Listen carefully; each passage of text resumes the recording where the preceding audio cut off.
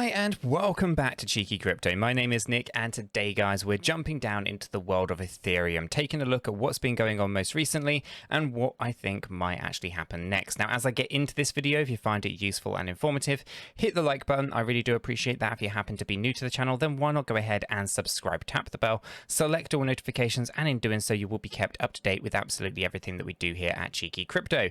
Now if you have not yet joined us in Discord, the link is in the description down below. It's a fantastic community talking crypto 24/7. It's completely free and I don't think you'll be disappointed by what you find down there, so why not go ahead and check that out.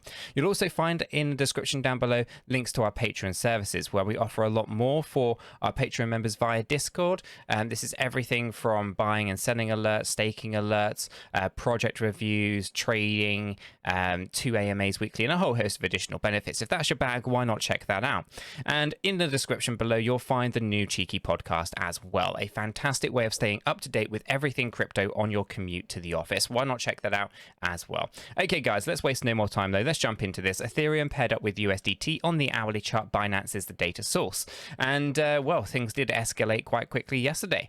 So we obviously were looking at this high point yesterday of about 1,215 to 1,231. We actually pushed up a lot higher than expected here, and I still think we have more room to go to the upside. I think the FOMO has definitely hit a lot of people strongly, and I'm going to walk you through what's actually going on. I think we're going to see some significant downside potentially here with Ethereum, and I'm going to run you through everything, right? So yeah, we hit a high yesterday of $1,276. Okay, invalidation obviously of our wave 2 comes in at $1,280. So you know, very close to basically invalidating it. But I'm thinking on reflection of all of this, actually we are likely to see that get broken, and meaning that we haven't got this 5-wave drop just yet, and we are still inside a 4th wave move upwards by the looks of it. So what I'm going to do is I'm going to draw out a few things here. So what we're going to do, I think, is going to start out with a 4-hour chart here. We're going to bring this back down and we're going to just reflect on this. So we are looking for, we're looking for the 5-wave drop because we were looking for this Y wave to complete. At the moment, it could just be a zigzag and it could have finished down here at these lows. That's a possible scenario and we cannot ignore that. But what I'm going to do is I'm going to delete everything off of here and then I'm going to draw this out again so you guys can see how I've done this, okay? So essentially right at the top here, we have our move to the downside. Now, this is actually, November 2021, right? So this is the kind of previous all-time high. So if I take this and I grab hold of this high point, this is like true macro level on our 4-hourly chart, okay? And we can see here that we've gone past the 1.618. Now, when this happens, essentially this means that we have an incredibly, like a ridiculously high chance of making an impulsive move down, okay? So what this would look like is regularly you would just say, oh, this is an ABC correction, right? A correction that would normally end on a 1-to-1 ratio. But the second that you go past 1.618, this basically turns into an impulsive structure, and an impulsive structure is a 5-wave structural move, okay? Which means that we're tracking a 4th wave potentially right here, and then a 5th wave that comes down afterwards, okay?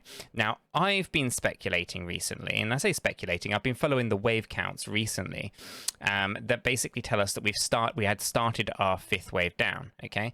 And that's basically what the $1,280 is telling us, right? If we stay below $1,280, then we're inside this 5th wave, right? But if we go above $1,280, then we're still in wave 4 and we haven't finished wave 4 yet, okay? The only way that you can confirm that you're complete with wave 4 is by dropping down lower than $881, but obviously by tracking those subwaves you're able to kind of get a good understanding as to whether or not you've got the structure that is taking us down, okay? And that's what I thought was going on with this pullback. Okay, and I'm going to go through that in a second. So when we take a look at Ethereum here, and we know that we've crossed the 1.618 and we bounced up into a 4th wave. Now, wave 2 was a pretty sizable wave move here. You can see it's a 3-wave structure, but it does have this really kind of big kind of FOMO towards the end here, right?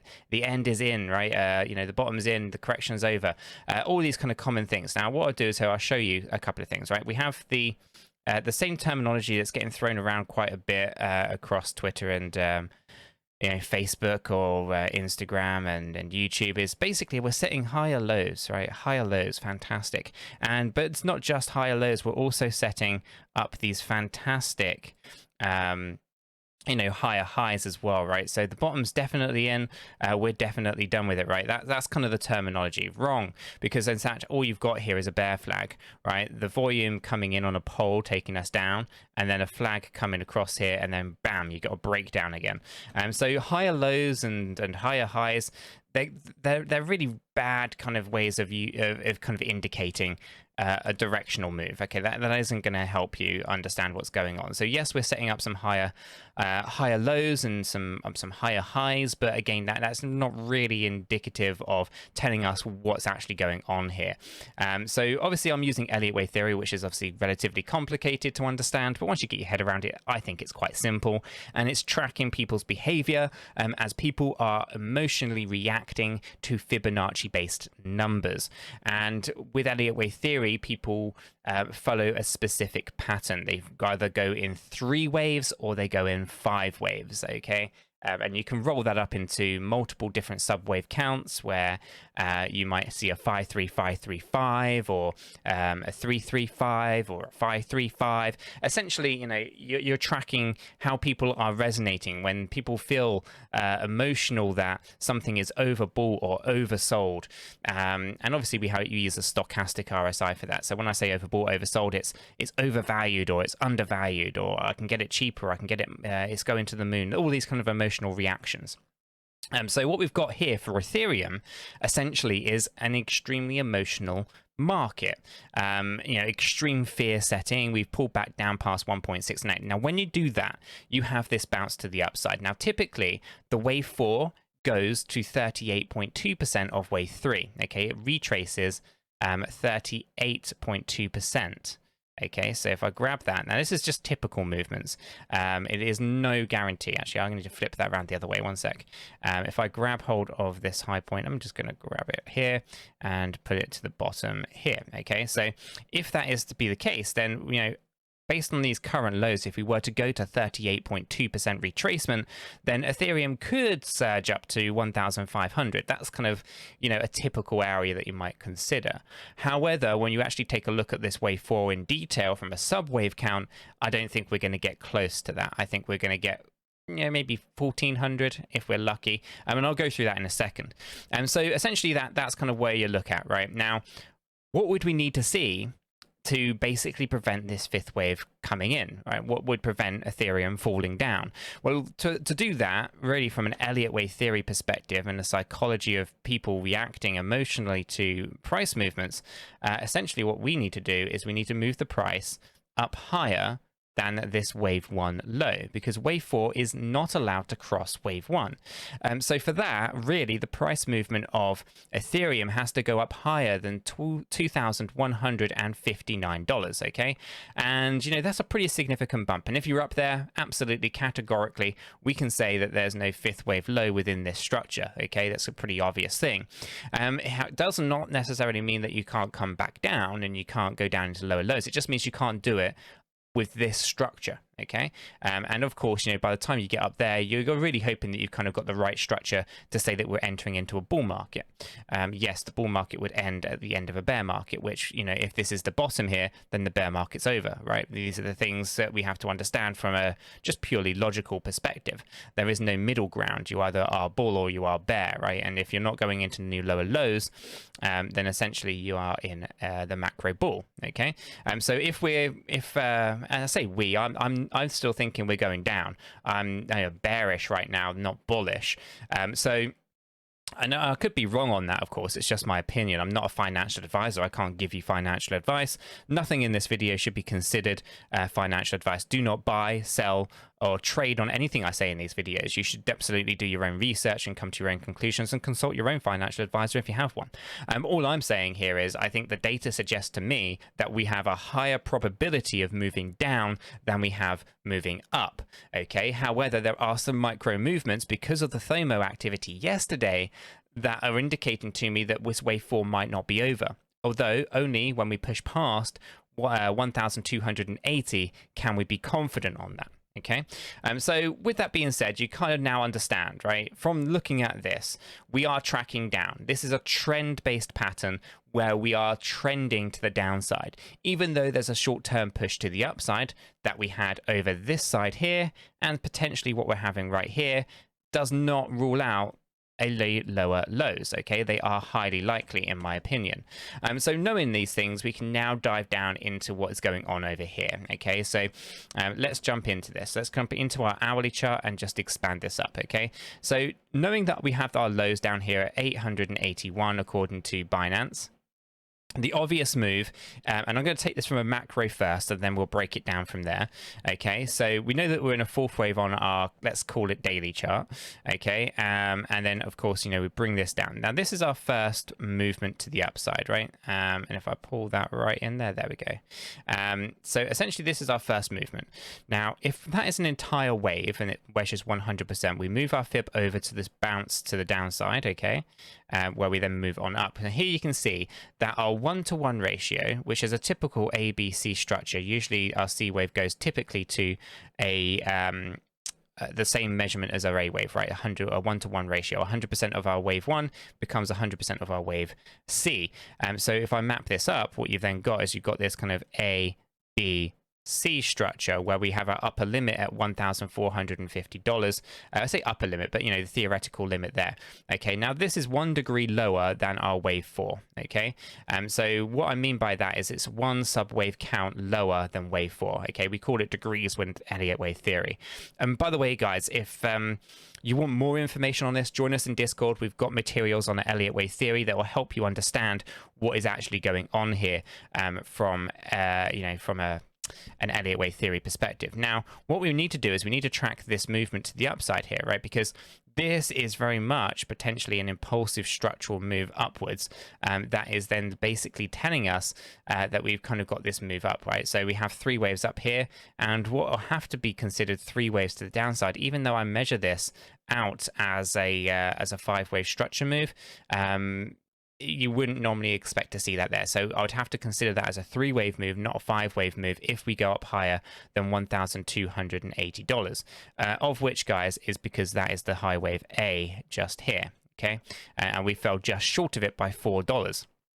So with that being said, right, you know, if we would expect to go up higher than that, and in doing so, this would have to be considered 3 waves. So when we go down a degree, we would take a look at it like this. We'd go A, B, and C here. Okay, so that's a degree down lower than the our A wave, and our A wave is 1 degree down from our 4th wave. Okay, now as I come into here, we can also see that we have this move, which is another 3-wave move, which would have to be considered because this would then look like an impulsive structural move upwards. Okay, so what we'd end up with is a 3-3-5 corrective structure, which sits inside our ABC structure, which sits inside our wave 4 structure. Okay, now because we don't necessarily know where we're going to end just yet, we haven't got the wave 4 complete within our microwaves. You know, I'm going to say that we do finish somewhere up here at $1,450. And what I'll do is I'll just change this to make sure that those coordinates are locked in exactly at 1,450. Okay. Now, what we can do is we can then plant out our typical wave 5 retracements based on essentially based on this correction being at 1,450. Now, when you do that, our typical wave 5 retracements come in down here. Okay, so obviously not say that this is a guarantee or anything like that, because there are things that can change, but typically this is where a wave 5 would go. It would be between $648 and $783. Okay, so like I said earlier, right, the only way to prevent this from occurring is to go up higher than our wave 1.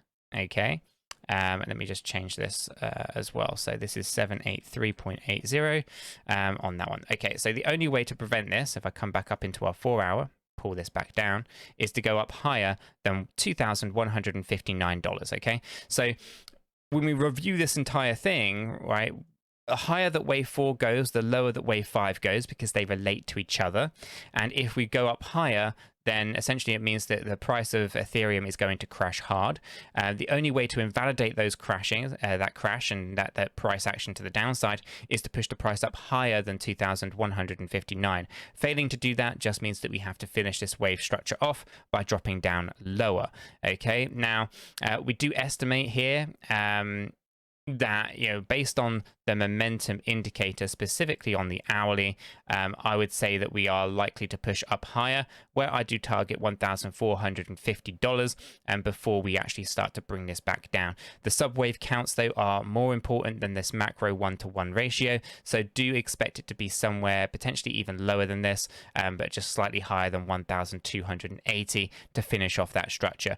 As that gets clearer, I will obviously update our Discord server accordingly, but for now, I don't think we've finished wave 3, and we're waiting for a kind of bigger wave 4 pullback, and then we go into the final 5th wave up higher, as long as that stays valid, of course. If we do not cross higher than 1,280 and we just see a descent now, then the original analysis as from yesterday is still valid. Guys, I'm going to leave this video right there. If you have found this useful and informative, hit the like button. I really do appreciate that. If you happen to be new to the channel, then why not go ahead and subscribe, tap the bell, select all notifications, and in doing so, you will be kept up to date with absolutely everything that we do here at Cheeky Crypto. With all that said, done, and out of the way, I hope everyone has a fantastic day, and I'll catch you all in the next one.